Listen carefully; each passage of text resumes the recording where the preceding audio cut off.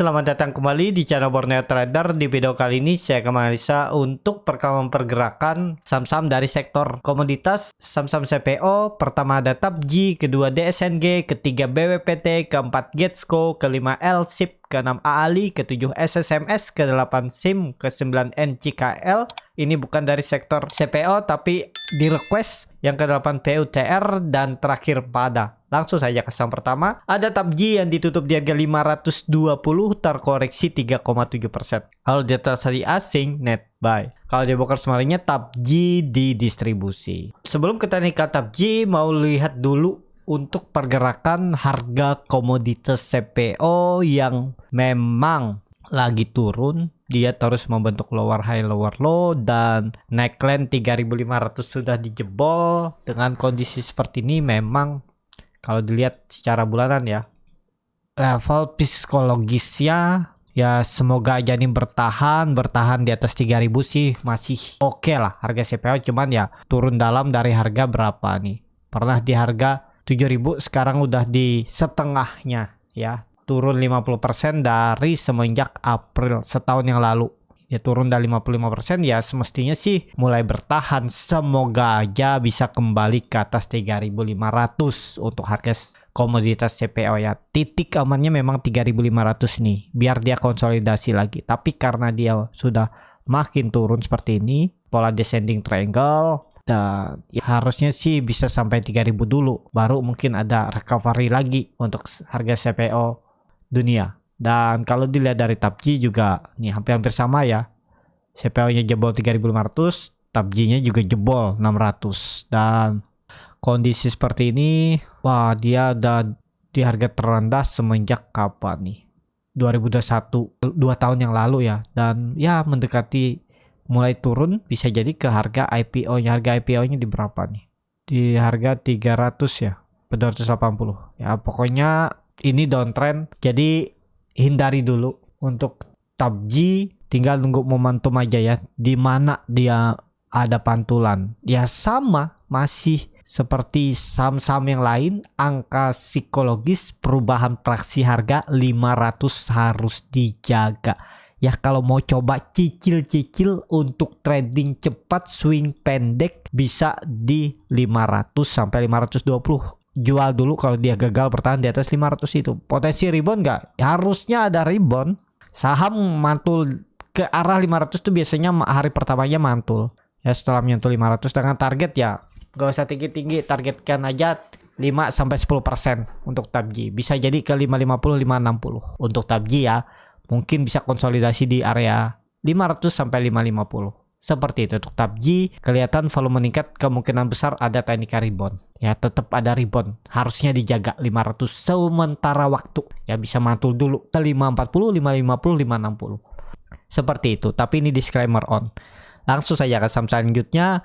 Ada DSNG yang ditutup di harga 570, terkoreksi 1,72%. Kalau di transaksi asing net sell. Di broker sebaliknya DSNG di distribusi. Langsung saja ke teknikalnya, DSNG yang konsol-konsol di atas. Nah ini kan levelnya 700, gagal bertahan, jebol melorot ya langsung. Dan agak susah juga kayaknya ya menembus 600, jadi resisten kuat tetap 600. Kelihatannya DSNG ini volumenya rapi, sepertinya di create atau ada corporate action. Bagi rekan-rekan yang tahu tuh bisa infokan di kolom komentar ada apa di DSNG, apakah repo atau lainnya. Nih volumenya nih rapi seperti sisir ya. Jadi untuk DSNG mungkin mantul juga di 550, jebol 550 jual aja. Tapi ini harga pertengahan, lebih ke wait and see lah untuk DSNG. Seperti itu untuk DSNG. Langsung saja ke saham selanjutnya. Ada BWPT yang ditutup di harga 54, terkoreksi 3,57%. Kalau dia transaksi asing net sell. Kalau di broker sebenarnya BWPT di distribusi. Langsung saja ke teknikalnya, BWPT hindari dulu, sudah dekat 50. Tapi kalau Bapak Ibu yakin ini kayaknya support bisa dijaga nih kan, modal feeling doang dengan kondisi seperti ini ya harus siap stop loss kalau sampai dia turun dari 52, 51 out, atau di ARB langsung di 50-nya langsung antrikan aja. Skenario-nya seperti ini ya, misalnya Bapak Ibu yakin nih ya ini bisa minimal ke 60 atau kembali ke atas nih, tarik aja nih. Misalnya bisa kembali ke atas 60 dari harga sekarang ya, potensi upside-nya lumayan kan, 12%. Ya udah, saya siap stop loss misalnya harga RB hampir sama kan. Harga RB-nya 7%. Ya udah, antrikan aja di ARB. Habis beli langsung antrikan stop loss-nya di ARB dan target profit-nya di 60. Udah, dibiarin aja. Biarkan market yang nanti merealisasikan antrian Bapak Ibu. Seperti itu aja kalau minat ya. Tapi ini disclaimer on saham high risk lebih baik hindari. Banyak saham yang lebih bagus. Jadi seperti itu. Untuk BPT langsung saja ke saham selanjutnya. Ada Getsco yang ditutup di harga 83 terkoreksi 1,19%. Kalau dia transaksi asing net. Kalau di broker smartnya Getsco diakumulasi walaupun tipis. Langsung saja ke teknikalnya, Getsco di level psikologisnya juga harus bertahan, tapi dia terus membentuk lower high. Walaupun memang nggak membentuk lower low, selalu bertahan di atas 80. Nah, kalau Bapak Ibu yakin Getsco ini bisa ada technical rebound minggu depan ya, karena saham-saham CPO ini udah lama tertekan kan, 2 minggu 3 minggu udah tertekan, siapa tahu ada technical rebound 1 minggu, lumayan kan, mantul-mantul seperti ini contohnya ya. Technical rebound tuh yang main-main pendeknya seperti ini, dia rebound, terus di sini juga setelah turun dalam dia rebound, bisa jadi ada rebound sini. Dengan kondisi seperti ini, yang penting Bapak Ibu kalau sampai tutup di bawah 80 tinggalin dulu. Gitu aja kalau nekat. Kelihatan kan ini bertahan. Tapi biasanya konsol-konsol di range pendek seperti ini tiba-tiba ada buangan. Itu aja yang ditakutin. Pasang aja auto stop loss. Kalau niatnya trading, kalau nggak pakai stop loss mau jual profit, yakin nanti kalaupun seminggu ke depan turun dulu, mungkin bulan depan, tahun depan naik, ya hold aja juga bisa. Nggak pakai stop loss juga bisa. Atur aja bagaimana strategi masing-masing. Seperti itu. Untuk Getsco langsung saja ke saham selanjutnya. Ada LSIP yang ditutup di harga 960 terkoreksi 2,53%. Kalau dia transaksi asing net sell. Kalau di broker smartnya LSIP didistribusi. Jelek LSIP ya, padahal udah bagus sepertinya. Saya lihat waktu itu pergerakannya, coba lihat teknikalnya ya. Nah ini ya, tiba-tiba kena buang, mungkin rebalancing ya. Ini padahal bagus nih, udah konsol, dia dan naik lagi bertahan di atas 980, tiba-tiba dibuang. Dan harusnya sih ada technical rebound karena ada rebalancing. Coba dilihat ya untuk LSIP dan historinya sama pas price marketnya seperti apa. Oh, turun tipis saja ya, turun 5 poin, tapi dia open gap up terus dibanting tuh. Ada potensi technical rebound juga untuk LSIP, tapi LSIP tuh memang titik amannya tuh 980. Di bawah itu agak rawan memang untuk LSIP. Jadi seperti itu. Untuk LSIP langsung saja ke saham selanjutnya. Ada Ali yang ditutup terkoreksi 4,4% ke harga 7.050. Kalau di transaksi asing net sell. Kalau di broker semuanya Ali didistribusi.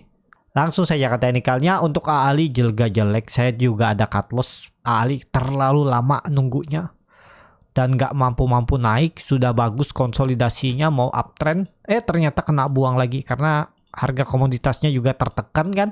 Ya wajar kalau kondisi seperti ini ada buangan. Coba dilihat dari down history-nya berapa poin dibuangnya nih. Oh, cukup dalam nih buangannya, 150 poin, berarti 2% lebih kena buang. Knockdown-nya balik sih, potensi besar balik, dan menurut saya Ali akan menjaga 7.000-nya ya. Ada potensi upside-nya itu 5% lah ya, targetkan aja 7.500 tuh ada pulang ke situ untuk Ali. Jadi kalau ada yang dapat di harga terendahnya hari Rabu kemarin ya, potensi upside bisa dapat lah 3-4%. Bungkus saja kalau dapat segitu minggu depan, atau hari Senin langsung dapat, bungkus saja.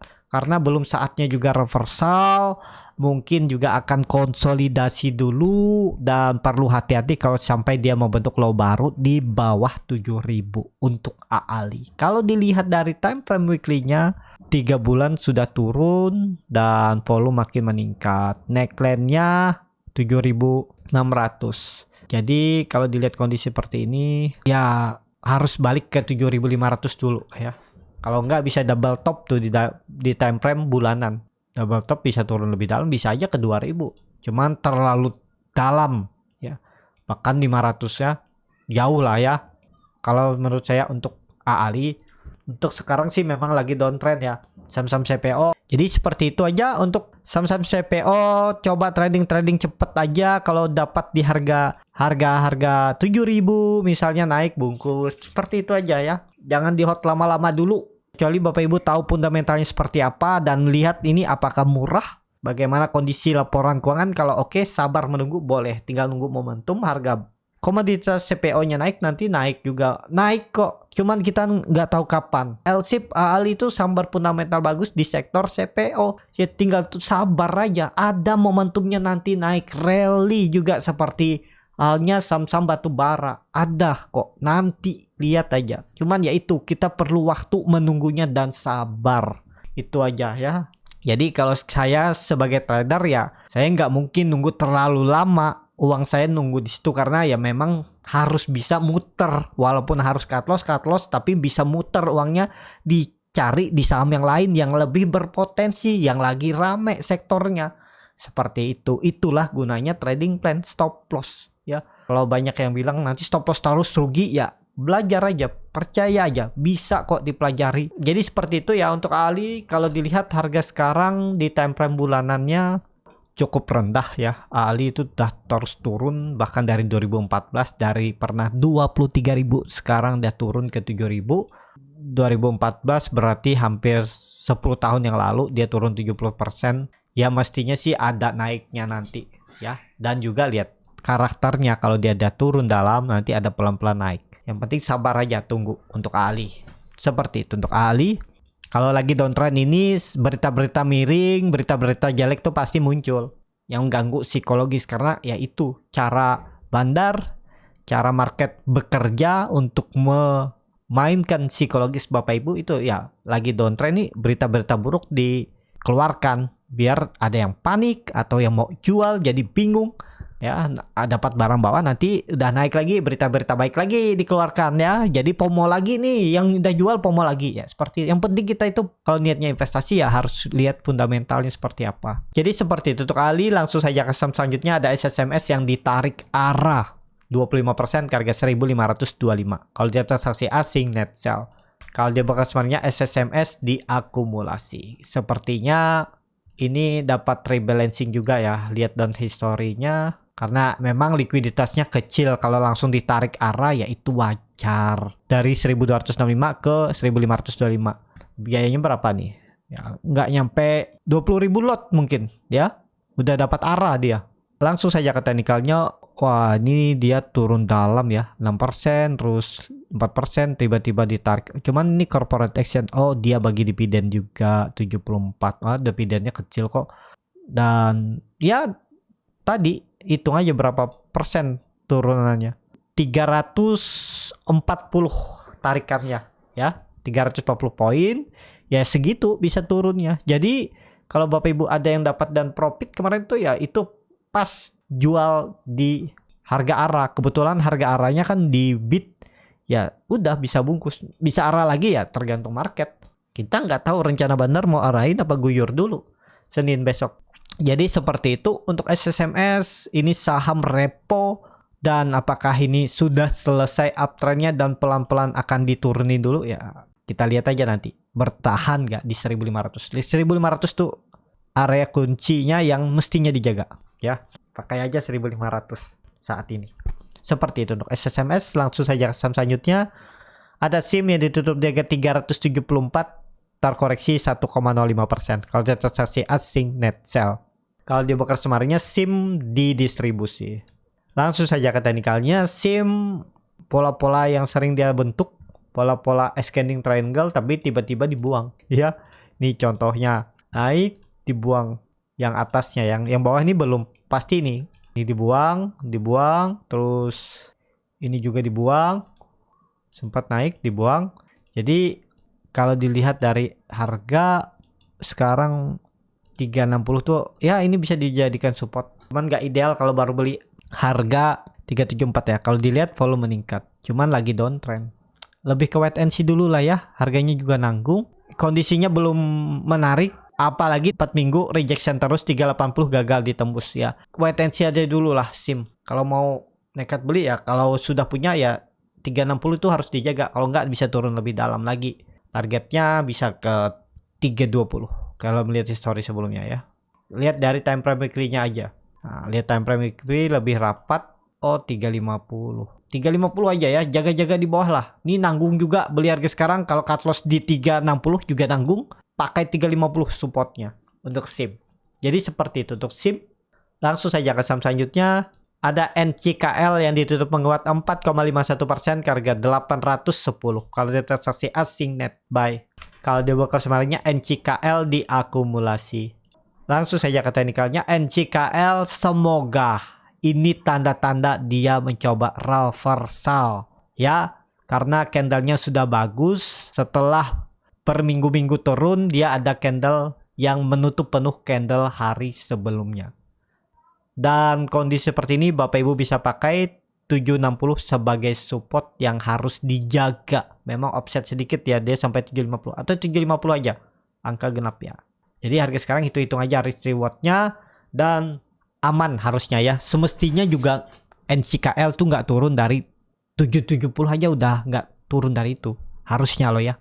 Ini potensi besar rebound dan bisa jadi ini ada candle pembalikan arah, bisa membuat swingnya sampai 900 sampai 940 swingnya ya, potensi besar untuk NCKL seperti itu.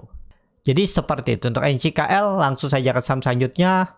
Ada PUTR yang ditutup di harga 59 terkoreksi ARB. Kalau di transaksi asing net sell. Kalau di broker sebenarnya PUTR didistribusi. Kena buang FUTR ya. Dulu juga saya sering scalping FUTR lagi di area April nih, bahkan di Mei ini ada bangun-bangun dari ARB juga di scalpingin, tapi memang cuan bungkus. Kondisi seperti ini agak rawan sih di bawah 60. Tapi kalau Bapak Ibu lihat aja Senin gimana, ARB lagi ada buying power nggak? Karena hari Senin 15% ya ARB-nya. Kalau sampai ARB lagi 15% nih keterlaluan nih. Waduh, ARB 15% sih nangkring di 50 ya. Untuk future hati-hati ya future, karena ARB udah itu lebih baik wait and see aja. Kemungkinan sih nggak ARB lengket di 50 ya. Ada potensi banget, cuman high risk. Hindari kalau Bapak Ibu yang modal feeling doang. PUTR resikonya tinggi. Seperti itu PUTR. Langsung saja ke saham terakhir. Ada pada yang ditutup juga ARB ke harga 109. Kalau dia transaksi asing net buy. Kalau dia bakal semuanya pada didistribusi. Langsung saja ke teknikalnya. Pada ini bisa pola dead cat bond.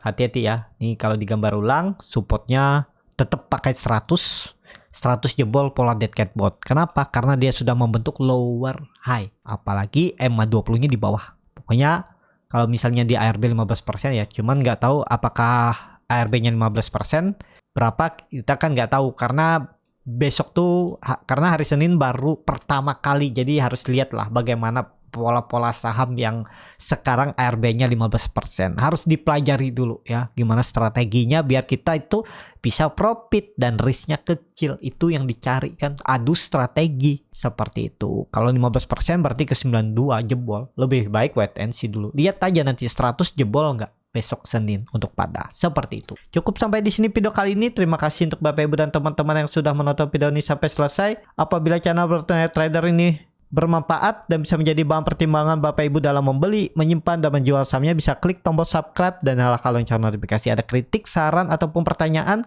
bisa langsung tinggalkan di kolom komentar. Bagi Bapak Ibu dan teman-teman yang baru belajar trading, masih bingung memilih saham, bingung membuat trading plan, bisa join trading bersama Borneo Trader. Nanti dipilihkan saham-sahamnya dan dibuatkan trading plan-nya beserta chartnya dan juga free konsultasi portofolio. Kalau tertarik, DM Instagram Borneo Trader. Sampai ketemu, tetap semangat dan semoga bisa terus cuan.